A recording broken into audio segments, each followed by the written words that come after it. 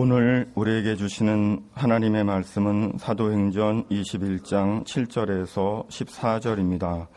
두로를 떠나 항해를 다 마치고 돌레마이에 이르러 형제들에게 안부를 묻고 그들과 함께 하루를 있다가 이튿날 떠나 가이사라에 이르러 7 집사 중 하나인 전도자 빌립의 집에 들어가서 머무르니라. 그에게 딸 넷이 있으니 처녀로 예언하는 자라. 여러 날 머물러 있더니 아가보라 하는 한 선지자가 유대로부터 내려와 우리에게 와서 바울의 띠를 가져다가 자기 수족을 잡아매고 말하기를 성령이 말씀하시되 예루살렘에서 유대인들이 이같이 이 띠 임자를 결박하여 이방인의 손에 넘겨주리라 하거늘 우리가 그 말을 듣고 그곳 사람들과 더불어 바울에게 예루살렘으로 올라가지 말라 권하니 바울이 대답하되 여러분이 어찌하여 울어 내 마음을 상하게 하느냐. 나는 주 예수의 이름을 위하여 결박당할 뿐 아니라 예루살렘에서 죽을 것도 각오하였노라 하니 그가 권함을 받지 아니하므로 우리가 주의 뜻대로 이루어지이다 하고 그쳤노라. 아멘. 먼저 한 가지 안내 말씀을 올리겠습니다. 제가 암 수술을 받은 뒤에 체력이 뒷받침되지 않아서 주일 설교를 매달 첫째 주일부터 셋째 주일까지 한 달에 3번밖에 하지 못하고 있습니다. 그로 인해서 그 나머지 주일에는 그동안 정한조 목사님이 강단을 지켜왔습니다. 특히 제가 수술받은 직후 1년 동안의 투병 기간 중에는 정한조 선임 목사님이 담임 목사 직무를 대행하면서 매 주일마다 주일 설교를 전담하는 강행군을 했습니다. 정한조 목사님이 그렇듯 그동안 너무나도 과중한 부담을 져왔기에 그 짐을 덜어드릴 필요가 있었습니다. 마침 올해로 창립 11년 차를 맞는 우리 교회는 올해부터 우리 교회 또 하나의 소명지인 용인 순교자 기념관 관리에 집중하기로 했습니다. 그래서 정한조 목사님으로 하여금 그 소명을 완수하기 위한 첫 번째 전담 목회자로 올 1월 1일부터 용인 순교자 기념관 사역을 시작하도록 했습니다.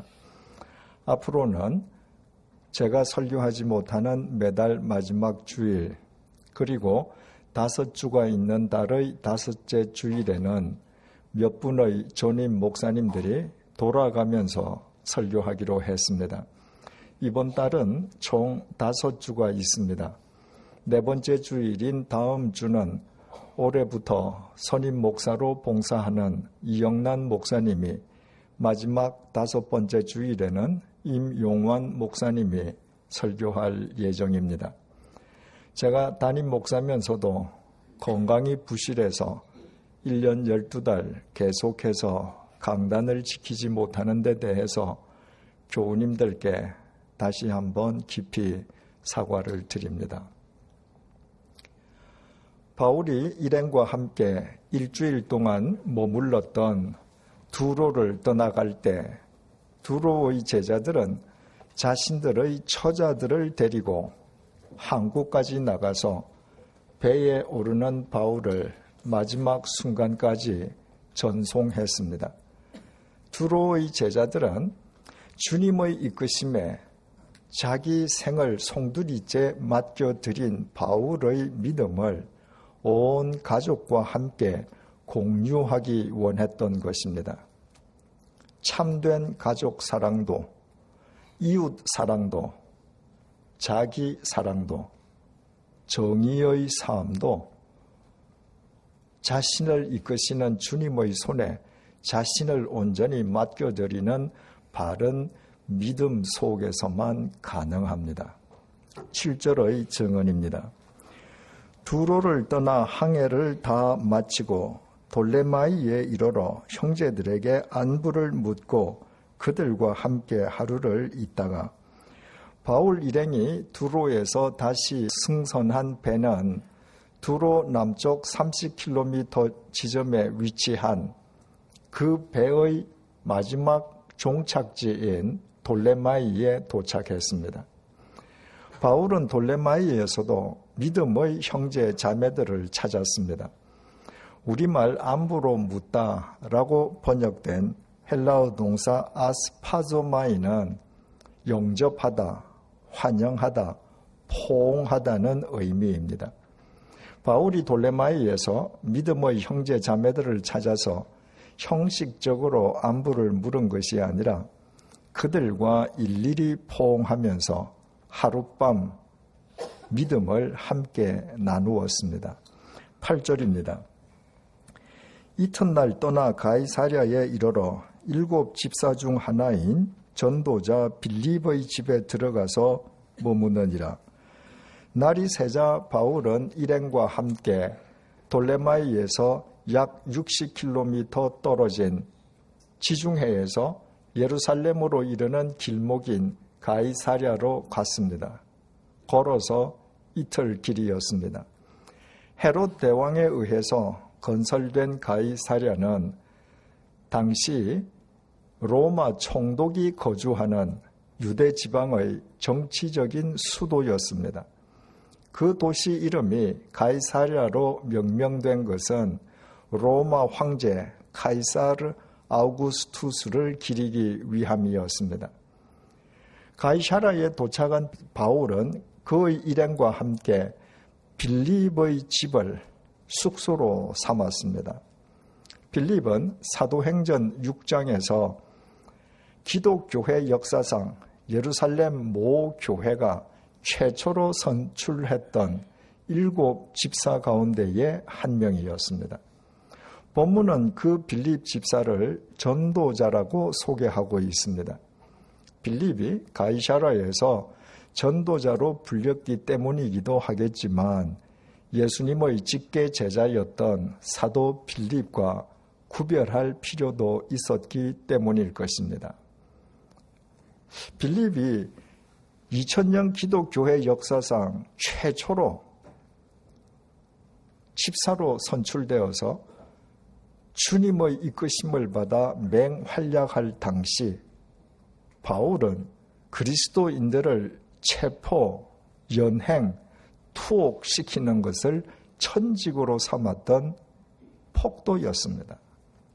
이를테면 그 옛날 빌립과 바울은 마치 물과 기름처럼 서로 융화할 수 없는, 서로 대척점에 서 있는 마치 견원지간과도 같았습니다. 그런데 그 빌립과 바울이 언제부터 주님 안에서 믿음의 우정을 쌓았는지는 알 수 없습니다. 가이사랴에 도착한 바울은 자기 일행을 데리고 불쑥 빌립의 집에 나타나서 그 집을 자신들의 숙소로 삼을 정도로 나이 든 바울과 빌립은 친근한 사이였습니다. 본문 9절 이후는 그 빌립의 집에서 일어났던 일을 우리에게 밝혀주고 있습니다. 9절입니다. 그에게 딸 넷이 있으니 처녀로 예언하는 자라. 빌립에게는 예언의 은사를 받은 4명의 딸들이 있었습니다. 이 딸들에 대해서는 다음 시간에 깊이 생각해 보기로 하겠습니다. 10절에서 11절입니다. 여러 날 머물러 있더니 아가보라 하는 한 선지자가 유대로부터 내려와 우리에게 와서 바울의 띠를 가져다가 자기 수족을 잡아 매고 말하기를 성령이 말씀하시되 예루살렘에서 유대인들이 이같이 이 띠 임자를 결박하여 이방인의 손에 넘겨주리라 하거늘. 사도행전 20장 22절에서 24절을 숙고할 때 잠시 살펴본 적이 있습니다마는 바울이 머물고 있던 전도자 빌립의 집에 유대에서 내려온 선지자 아가보가 나타났습니다. 사도행전 11장 28절에 의하면 아가보는 로마 황제 글라우디우스 치하에서 일어날 대흉년을 정확하게 예언했던 유명한 선지자였습니다. 그 선지자 아가보가 바울의 허리띠를 가지고 오게 해서 자기의 손과 발을 결박했습니다. 그리고 허리띠의 임자인 바울이 예루살렘에서 유대인들의 고발로 로마군의 감옥에 투옥될 것임을 예언했습니다. 성령님께서 아가보를 통해서 빌립의 집에 모여 있는 사람들에게도 바울의 예루살렘 행이 결박과 환난이 도살인 길임을 일러 주셨던 것입니다. 12절입니다. 우리가 그 말을 듣고 그곳 사람들과 더불어 바울에게 예루살렘으로 올라가지 말라 권하니. 여기에서 우리는 사도행전을 기록한 누가 자신을 포함한 바울의 일행을 일컫습니다. 그리고 그곳 사람들은 빌립의 집안 사람들, 1차적으로 빌립과 본문에 나타난 네 딸들을 의미합니다. 바울이 예루살렘에서 투옥될 것이라는 유명한 선지자 아가보의 예언에 그동안 바울을 수행해왔던 바울 일행과 빌립 가족들이 바울에게 예루살렘으로 올라가지 말라고 바울을 만류했습니다. 그들이 말로만 만류했던 것이 아니었습니다. 13절을 보면 그들은 울면서 바울에게 예루살렘으로 가지 말라고 바울을 만류했습니다. 우리말 권하다라고 번역된 헬라어 동사 파라칼레오가 헬라어 원문에 미완료형으로 기록되어 있습니다. 바울 일행과 빌립 가족들이 울면서 바울에게 예루살렘으로 가지 말라고 거듭 계속해서 바울을 만류했다는 말입니다. 13절입니다. 바울이 대답하되 여러분이 어찌하여 울어 내 마음을 상하게 하느냐? 나는 주 예수의 이름을 위하여 결박당할 뿐 아니라 예루살렘에서 죽을 것도 각오하였노라 하니. 자기 일행과 빌립 가족의 거듭된 눈물의 만류를 들은 바울이 오히려 그들에게 반문했습니다. 여러분이 어찌하여 울어 내 마음을 상하게 하느냐?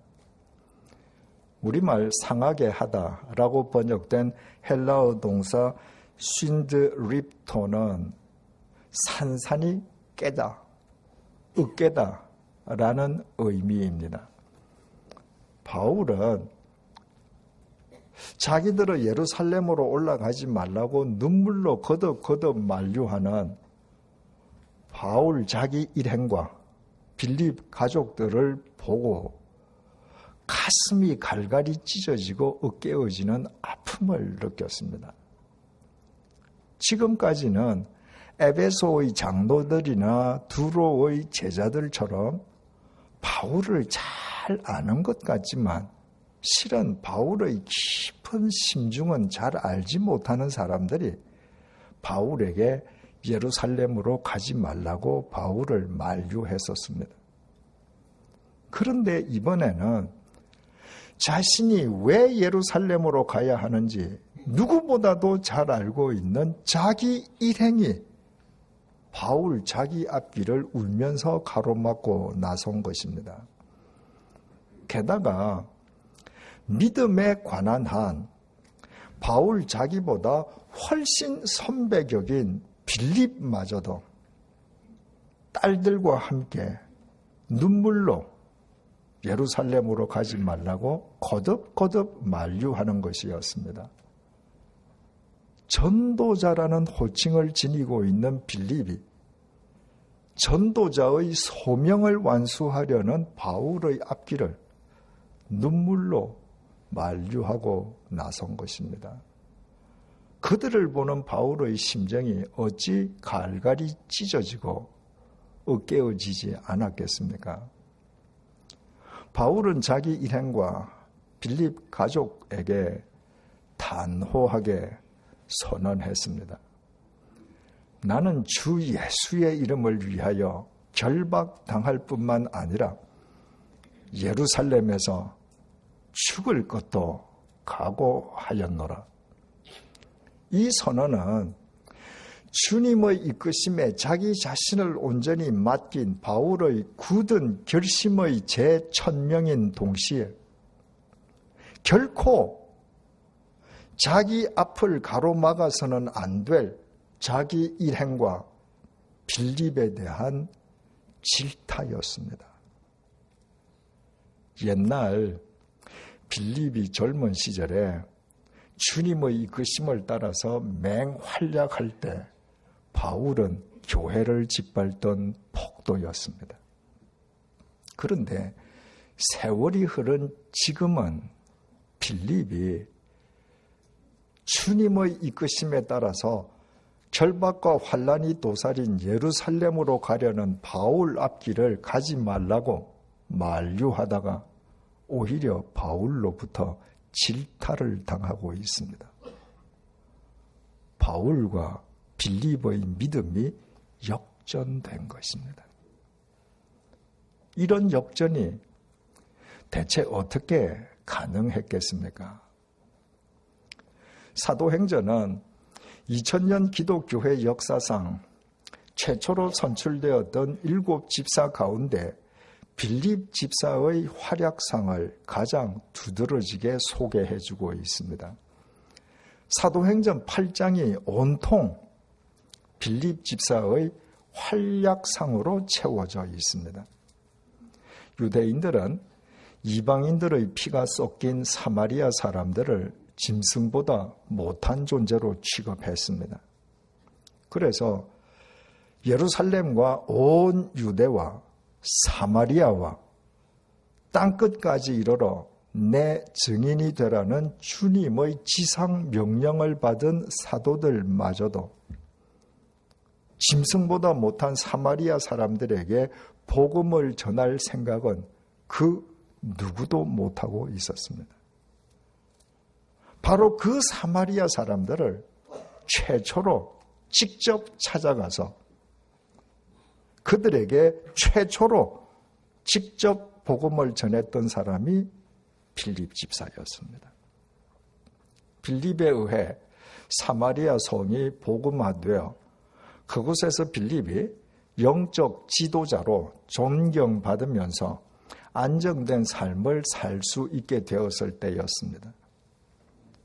주님께서 이번에는 빌립을 약 70km 떨어져 있는 유대 광야길로 불러내셨습니다. 먼 길을 걸어오느라 심신이 지쳤음이 분명한 빌립에게 주님께서는 잠시의 쉴 틈도 주시지 않았습니다. 주님께서는 빌립에게 바로 그 순간 광야길에 나타난 이디오피아 여왕의 내시가 타고 있는 마차를 향해 나아가라고 명령하셨습니다.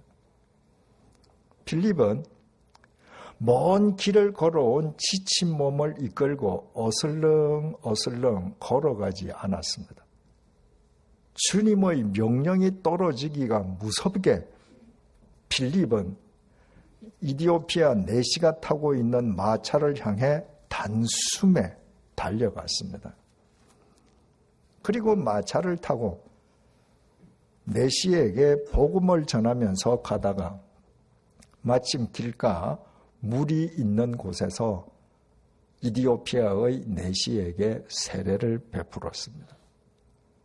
유대인들이 짐승보다 못한 존재로 취급하는 사마리아 사람들에게 최초로 복음을 전했던 빌립은 이처럼 이방인에게도 최초로 복음을 전했을 뿐만 아니라 이방인에게 최초로 세례를 베푼 그리스도인이 되었습니다.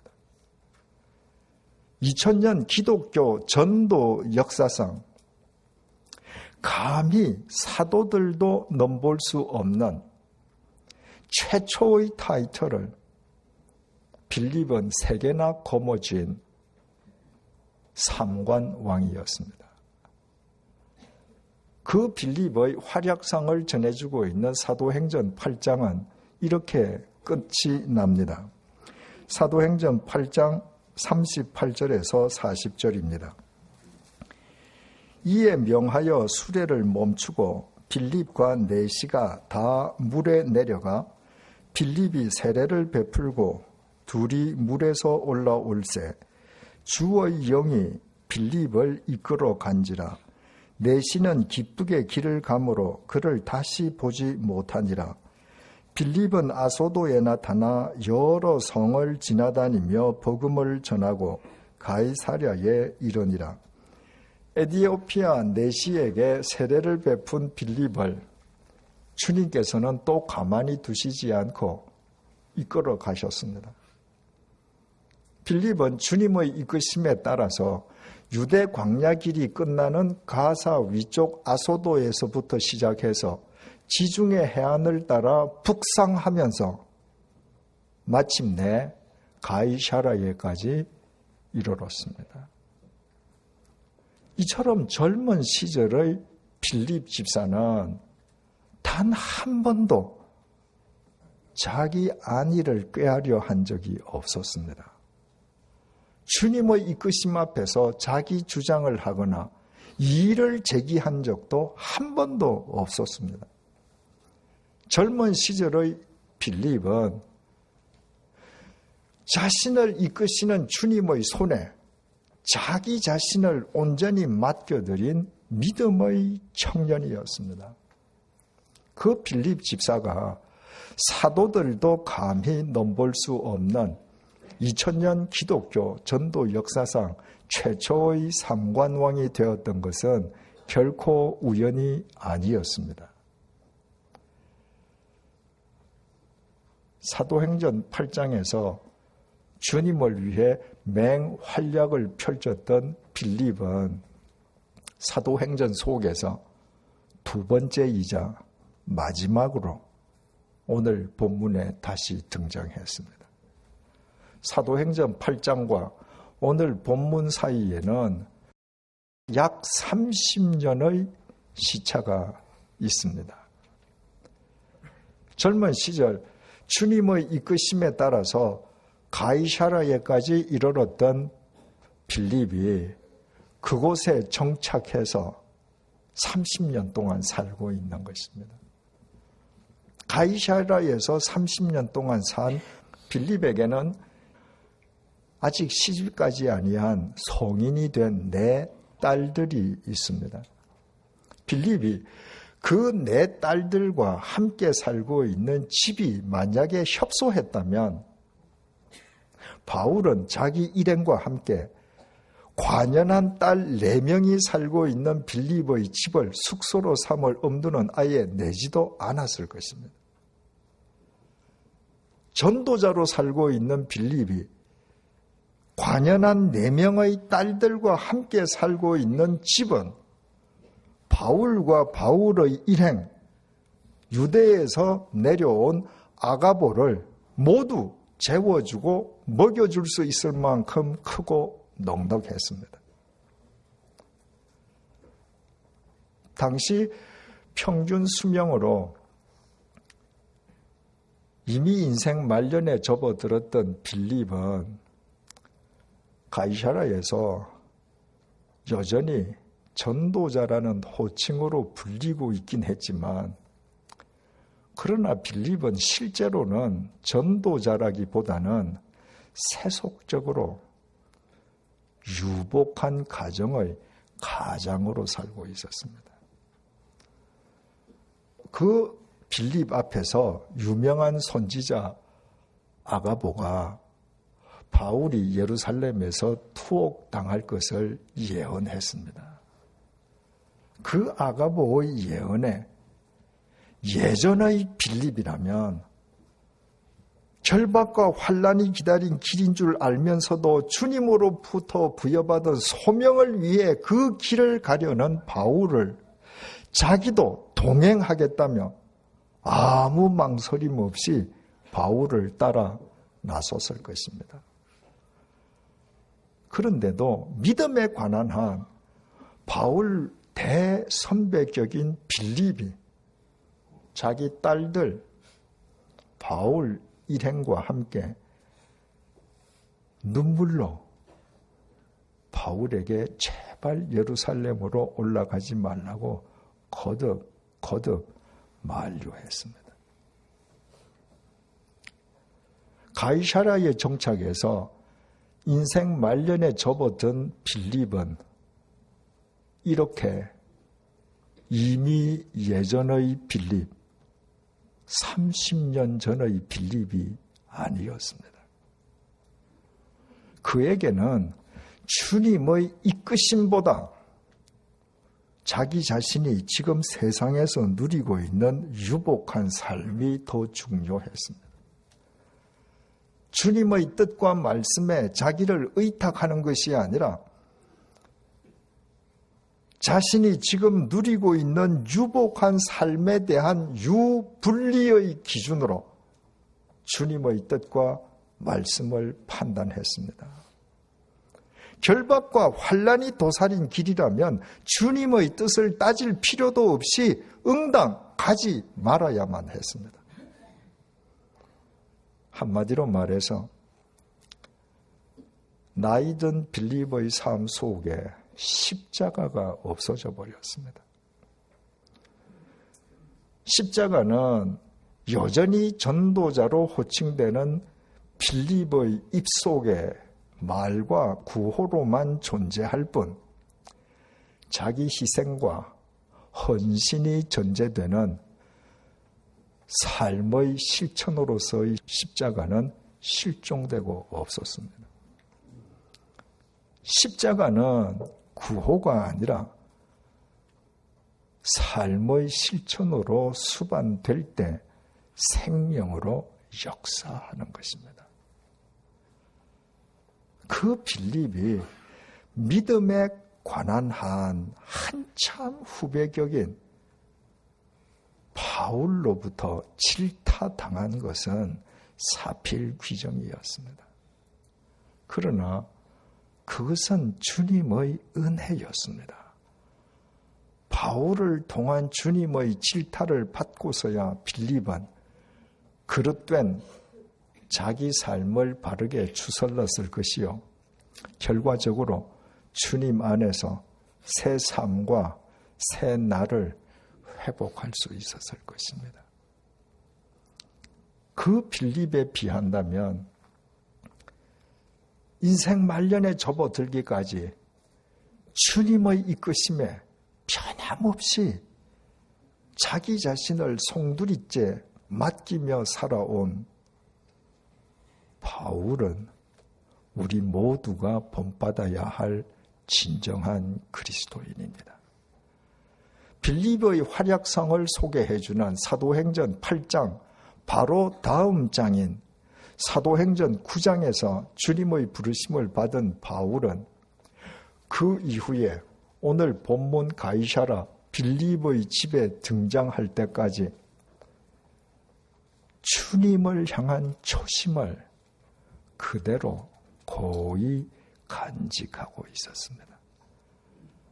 바울이 빌립의 집에서 선포했던 나는 주 예수의 이름을 위하여 결박당할 뿐만 아니라 예루살렘에서 죽을 것도 각오하였다던 그의 선언은 2000년 전 순간적인 공기의 진동으로 소멸되지 않고 그의 삶의 실천으로 이어졌습니다. 로마에서 참수형을 당해 죽을 때까지 바울은 자신을 이끄시는 주님의 손에 자기 생을 온전히 그리고 끝까지 맡겼습니다. 그래서 바울은 2000년의 시간과 공간을 초월해서 오늘도 주님 안에서 영원히 살아 있습니다. 믿음의 시작과 과정이 중요하다면 믿음의 끝은 더 중요합니다. 끝이 믿음으로 마무리되지 않는 것은 참된 믿음이 아니기 때문입니다. 그러므로 믿음은 과거형이 아니라 살아있는 한 언제나 현재 진행형입니다. 항상 지금 이 순간 주님을 믿고 주님의 이끄심에 자기 자신을 현재 진행형으로 맡기는 것이 믿음인 것입니다. 아무리 과거에 주님을 잘 믿었어도 지금은 자신의 유복한 삶과 자신의 지닌 것들을 주님보다 더 중시한다면 그 사람에게 하나님의 손은 어린아이 손보다 더 짧을 것입니다. 그런 사람은 십자가로 자기 외양을 장식하는 명목상의 그리스도인일 수는 있을지언정 십자가를 삶으로 실천하는 생명의 그리스도인으로 살아갈 수는 없습니다. 인간의 몸으로 이 땅에 오셔서 인간의 죄값을 대신 치르시기 위해 십자가의 제물로 돌아가신 예수님의 최후를 누가복음 23장 46절이 이렇게 증언합니다. 예수께서 큰 소리로 불러 이르시되 아버지 내 영혼을 아버지 손에 부탁하나이다 하고 이 말씀을 하신 후 숨지시니라. 예수님께서는 육체의 생명이 멎는 마지막 순간 당신의 영혼을 하나님 아버지의 손에 부탁했습니다. 예수님께서 끝까지 믿으셨던 것은 이 세상 그 무엇도 아닌 바로 하나님 아버지의 손, 천지를 창조하신 전능하신 손, 죽음을 파쇄하시는 영원한 생명의 손이었습니다. 그래서 예수님께서는 하나님 아버지의 손이 이끄시는 대로 십자가의 죽음에 당신 자신을 기꺼이 내던지셨고 하나님의 손은 예수님을 죽음 한가운데에서 일으켜 영원한 생명의 구주가 되게 해주셨습니다. 그 하나님의 손이 우리와 함께하고 계십니다. 예수님을 본받아서 죽기까지 예수님을 본받아 살았던 바울처럼 우리의 코끝에서 호흡이 멎는 순간까지 우리를 이끄시는 하나님의 손에 우리를 온전히 맡겨드리십시다. 그때 우리는 생명의 십자가를 삶으로 실천할 수 있고 죽어서 도리어 영원히 사는 십자가의 신비를 날마다 체험하게 될 것입니다. 기도하시겠습니다. 세상의 유복한 삶에 젖어 자신을 이끄시는 하나님의 손길에 무뎌진 빌립을 질타하신 오늘 본문의 말씀을 통해 무딜 대로 무뎌진 우리 믿음의 실체를 보게 해주셔서 감사합니다.